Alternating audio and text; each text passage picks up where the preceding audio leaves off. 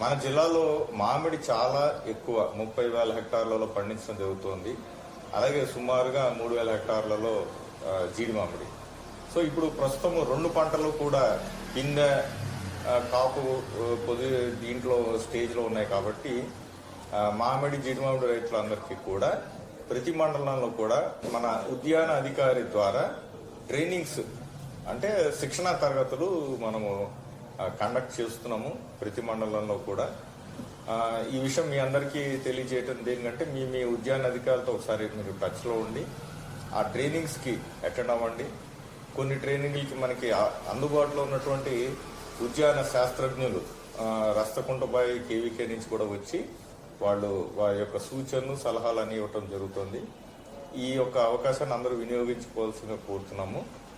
దీంతోపాటు ట్రైనింగ్ అయిన వెంటనే దగ్గరలో ఉన్న ఫీల్డ్ కూడా విజిట్ చేసి అక్కడ ఉన్న ఆ చెట్టు ఆ తోట యొక్క పరిస్థితిని బట్టి పూత దానికి ఎలాంటి స్ప్రే చేయాలనేది కూడా మంచిగా సూచనలు ఇవ్వటం జరుగుతుంది. ఈ అవకాశాన్ని అందరూ కూడా వినియోగించవలసిందిగా కోరుతున్నాను.